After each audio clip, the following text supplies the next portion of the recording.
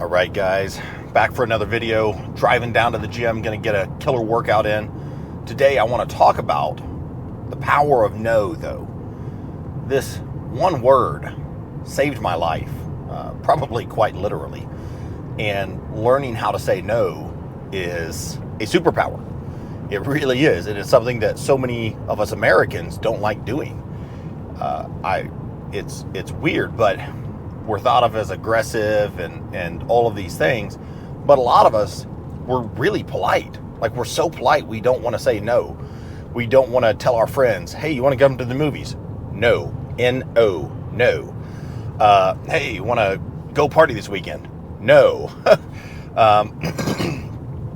I can give you countless examples of this, and it's true. No is so powerful, and it's something that so many of us don't learn how to use. And so I really talk about the power of no in that context, where it can save your life, it can transform your life if you will let it. So what do I mean by this? Well, what you say yes to and what you say no to really matters. And most of us haven't been taught how to say yes to the things that really matter to us, and on the flip side, to say no to the things that don't really matter. As a matter of fact, we're not taught prioritization between different things at all. And most of us prioritize things that don't benefit our lives equally as to things that would have an outsized proportionate return to our life. For instance, if you were to go spend, say, 4 hours with brunch and friends, that might be really great and really interesting, depending on the friends that they are. On the flip side, if you spent 4 hours developing out a funnel or something like that to sell that could change your life, that might be better spent than hanging out with friends. Now, of course, that depends on the quality of friends, etc., because I'm a big believer in relationships. I think life is relational, not transactional. So that's a big key there.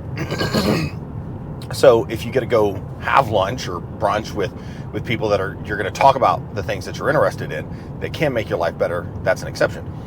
What I want to get at with this is learning the power of no, and saying no to people that you should have cut off 12 months ago. You should have cut off years ago.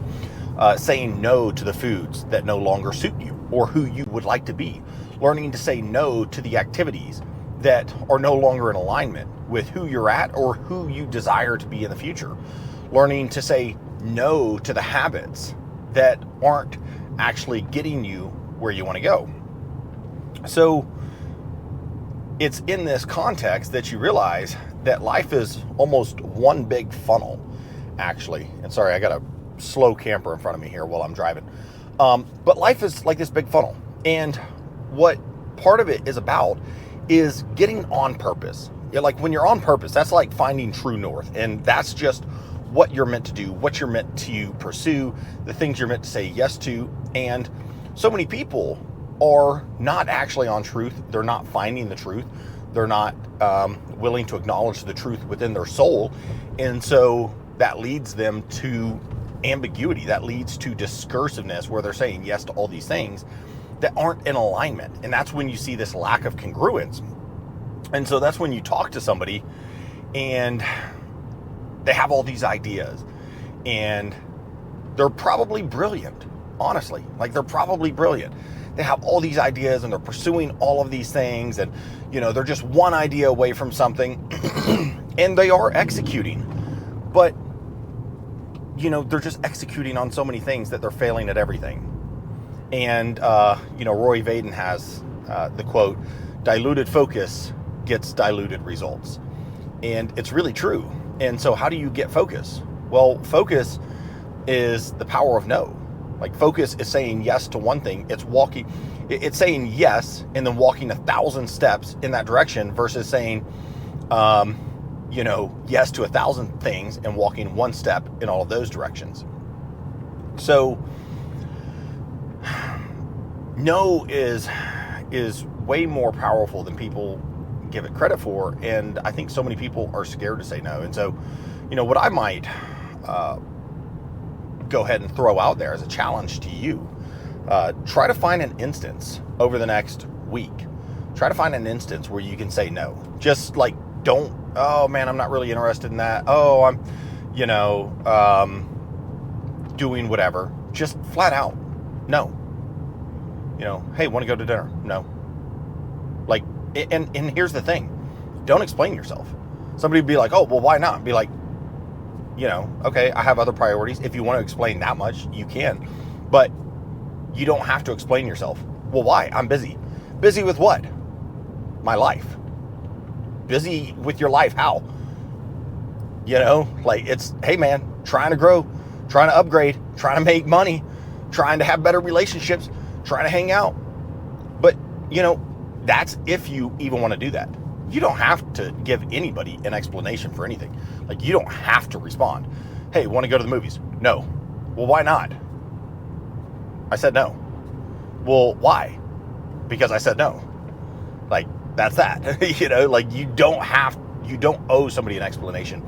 So over the next week, just try that as an exercise. Try to get 7 no's. Get 1 no per day over the next week. See how it feels. See how it feels in your soul. Because this is something that I see plaguing men so much. They're not willing to go for no. They're not willing to say no to the things that don't really matter. And that's part of confusion. And so I talk a lot about confusion and clarity and goals and, all of these inner game type of concepts. But really, it's about winning the outer game. Like, you win the inner game and you win the outer game. And so I think that's the disconnect that people make or don't get when it comes to the self-development community and like the stuff that I'm into. It's like, dude, when you win the inner game, you're winning the outer game. Trust me. Like, you will start doing better. Like, you will start crushing it at life. And you'll be like, wow, I had no idea this stuff works. And said literally everybody that's gotten into personal development. Like, literally go out there and you can just find example after example after example where it's clear. It's just obvious. So there's too many anecdotes to say, hey, like this obviously works. And so what I would say is that learning how to say no, learning how to win this inner game is the biggest process. And then once you can dominate at that, dude, your life will just blow up. But I guarantee you it's not going to blow up if you can't say no. I guarantee you if, like I'm heading to the gym right now. If I can't say no to cookies, if I can't say no to ice cream, if I can't say no to the things that aren't in alignment with the goals that I have, I'm not going to get the results that I want. If I can't say no to the voice inside me that's like, man, I really want to lay around. Man, it's Sunday. You don't have to go. Man, like, you can take a day off, bro. If I listen to that voice, if I don't say no, I can't take a day off. No, I'm not going to take a day off. No, I don't accept mediocrity. That is not who I am. My identity is built around excellence and badassery, motherfucker. That is what I get off on. So if I can't say no to those things, how do I ever expect to get the results? And so you see this time and time again with people in life.